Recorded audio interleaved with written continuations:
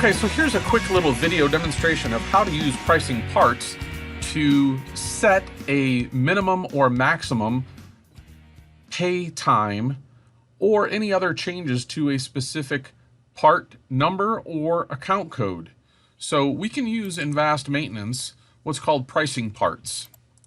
Within here, you can create your own set of rules. You can have several rules in the system, and you can actually determine if one rule needs to run in advance of another rule, and so on and so forth. That's called setting a cumulative rule. If you're going to have 3 or 4 rules and one thing needs to happen first, and then after that happens another rule and another rule, so on and so forth, you could set something as a cumulative rule, but you need to make sure then that you have them in order here and set to use. So you have the ability to highlight any rules that are built in the system and move them up or move them down in sequence very easily.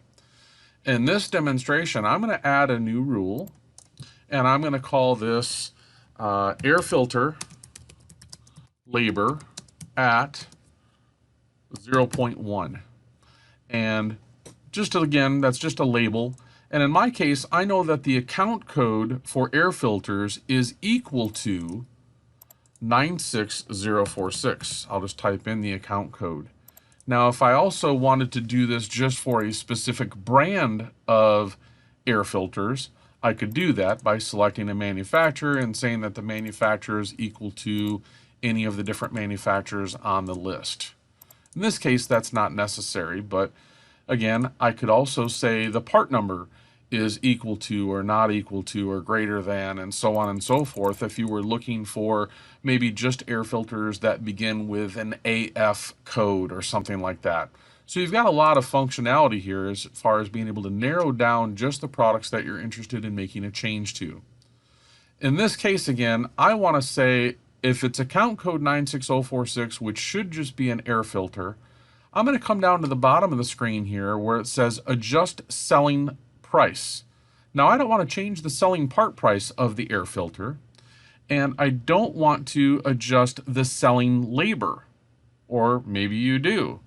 So in this case, if I wanted to charge the customer a set dollar amount, I could go to where it says price, adjust selling labor, change it and say replace it with a dollar amount, or increase it or decrease it by an amount, or set the add-on to a specific amount. So in this case, I'm going to say replace the labor amount, and I'm going to charge the customer $15 in labor for any time that I sell a part that has a 96046 account code on it. Again, this is just for products on the master table only. Now on the right hand side where it says work hours, minimum payable or maximum payable hours, I'm going to change those and say replace with hours 0.1. Maximum payable, replace with hours 0.1. And I will save this rule. After saving a rule, I always like to put a check mark on use and then click on test to actually see the results of what's going to happen. And in this case, I can see that the current labor that I'm charging customers for all of these different air filters is $0. Okay? The new labor price is going to be $15. This is the part selling price. I'm selling these all for $19.95. Nothing is changing on the selling price.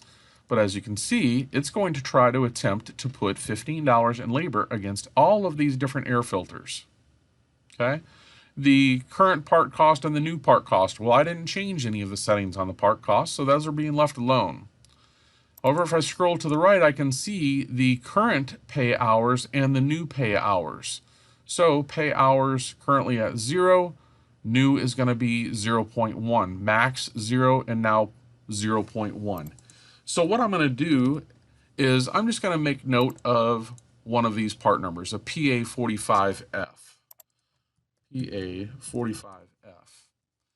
And I'm going to click on Run, and running parts pricing will update your master and item. Are you sure you want to continue? I'll answer yes.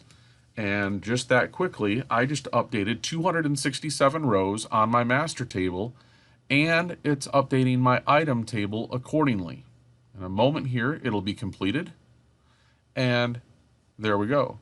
Updated master, 267 rows, and it completed at 5 or 157, whatever. So I just hit exit. You notice at the top of the screen here that it shows when it was last ran and modified.